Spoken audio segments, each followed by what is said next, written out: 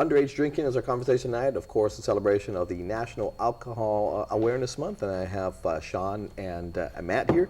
And we were talking before the break about maybe the support network. What does Youth for Youth enable you to have to be able to succeed out there, again, amongst the pressure of not only your schooling, but peer pressure to succumb to being today? Oh, well, one thing I really wanted to focus on is the fact that I've been in Youth for Youth for running on 6 years now. I've noticed that being in the organization has really provided a great support system for me. Like we were talking about before, if I go out and I'm not with my Youth for Youth friends, or if I'm not in that Youth for Youth setting, right, I do have a friendship and a bond that I've created with some of the people at that organization.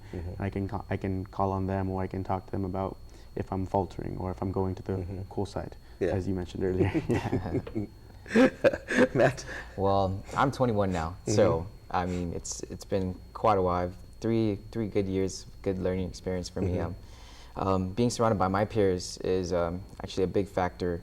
I find it very difficult to surround myself with people that are kind of little distractions for me. That's why I try to surround myself with good people, keep myself with good vibes. I also train jiu-jitsu to keep me sane, keeps me away from all the trouble, and it keeps me very strong and healthy in the mind itself too as well. There we go. Now let me ask you gentlemen about recently, a little over a year ago, the drinking age was raised from 18 to 21. Obviously you're 21 right now. I mean, I remember when I was under 21, I was living in California. I couldn't wait to be 21, not necessarily because I wanted to drink, but I wanted to meet the babes in the bars, right? Right. That's where you went, right? And if you were, the non-alcoholic bars were, man, you're just a kid, right? It wasn't cool to go there. So how, again, being 17, I'm sure you can't wait to be 21 as well. I mean, not necessarily to be a drinker, but just to be with the boys as well, right? And the girls. But let me ask you, how do you feel about that? Gentlemen feel about raising the drinking age? Well, personally, one of the things I wanted to focus on, especially was when it comes to the minimum legal drinking age, that the biggest driving factor for that law being changed was because the people who are my age, my peers, the #1 cause of death for us are vehicular accidents due to alcohol involvement. And it has been proven that the #1 intervention for that is changing the minimum legal drinking age, 21. Guam is not the first one in the United States. Actually, it was basically the last. One of the last, yeah. Yeah, it is one of the last to actually change the minimum legal drinking age. So we've had a lot of other states to compare to, right? And we saw the numbers, we saw the statistics, and said, okay, well, you know what? If this is how we have to save our youth, then this is what we're going to do to save our youth. Matt? Man, actually, I was 20 when they changed the drinking age, and it was crazy because I was being stopped from going in the bar after 2 years, and it actually gave me a really big reality check and made me realize, man, am I really in a rush to turn 21? I mean, there's other things that can keep me busy, and I mean, I'm in no rush to drink alcohol for sure, consume actually any alcohol, and it actually changed my perspective of drinking. And now let me ask you in regards to that law, because I got to go back and read the law again. Now the law says you can't be served alcohol unless you're the age of 21. Right. It doesn't mean you cannot go into an alcohol establishment that serves alcohol. You don't have to be 21 to go in. You just can't be served, right? Is that how the law reads? Yes, it is actually. Okay, because I know, I think back in the States they read the same way. But just to prevent folks from not being served at all, there was a ID, a mandatory ID check, and they just wouldn't let you in if you weren't 21. Is that how it's being enforced right now? Actually, I believe some of the bars, some of the establishments do have that. They go by that rule. If you're 21, then you can come in, actually you can drink. If you're under 21, then some bars don't let you in. There are some bars, establishments that mark you up and put X's, I believe, and if you're under the age. So basically there's not a consistent thing about that. It depends on the bar. It depends on the establishment. As long as they just adhere to the law that nobody under 21 will be served alcoholic beverages, right? Yeah. So I guess wherever you go, I mean, and I guess the trouble that we see some of the establishments get into is the fact that underage drinkers are in there and somebody else, hey bud, can you buy me one, and take a little swig. So hey, they're 18. You haven't served me a drink, but but couldn't. I mean, it's got alcohol blood, Yeah. blowing it, whatever it may be. So it's a inconsistency depending on again, as long as they adhere to the law. So maybe there should be a blanket uniform. Maybe that's the next amendment. Possibly. Yeah. Now, let me ask again. There are conferences. There was a conference that you guys just completed this last weekend.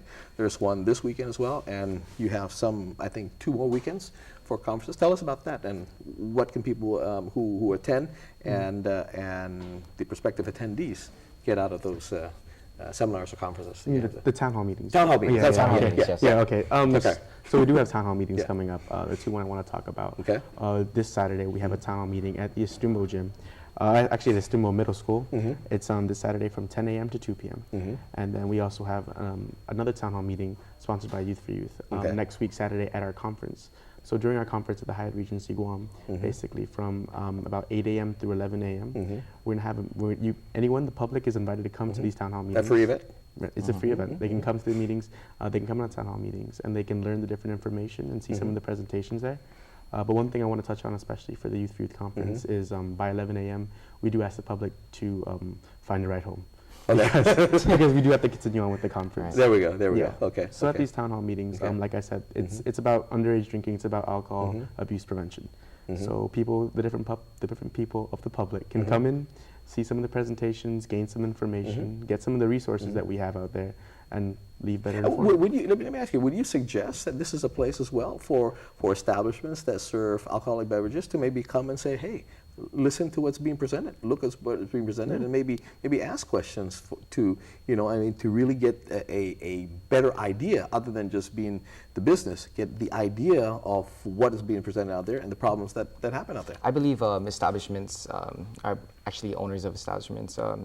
I believe they should be doing their research before they even think about opening their establishment. No, absolutely. But what I'm saying is that you guys are having this free event. Would you recommend that they may or one of the representatives come and see and hear if they haven't already done their research? They're more than welcome to come in. There we go. And it's free. Yeah, it's free. And you won't have to card them, right?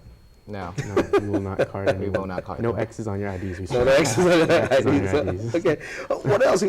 Tell me more about your involvement. You've been there for 6 years. Matt, you've been there. You're involved since. It's been a while, actually. Yeah. I've been participating in our swim programs, our youth summer Yeah. programs, and it's actually been good. I've learned a lot, actually. What we're doing right now, we're actually having our town hall meeting at UOG. Okay. That's for next week, and our main focus is our overall goal for the town meeting is to mobilize our local community to be more aware and actually more importantly more involved in the battle against underage drinking.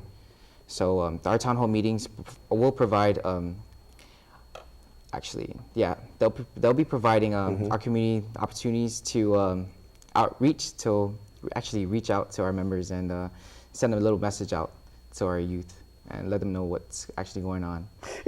How does Guam compare maybe with, say, national trend? We always say, hey, they do this nationally, the statistics show this.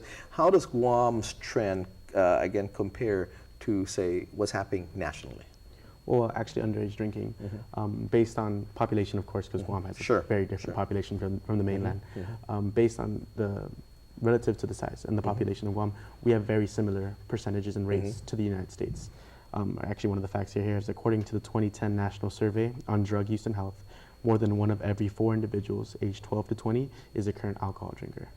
Right, so we do compare very similar to the United States, and it's very dangerous because especially underage drinking, people who start drinking before the age of 15 are 4 times more likely to become alcoholics. Right. Rather than people who start after 21. Right, so that's one of the things we really want to get out there is the information and the substance you were talking about earlier of these things, of town hall meetings and of our conference.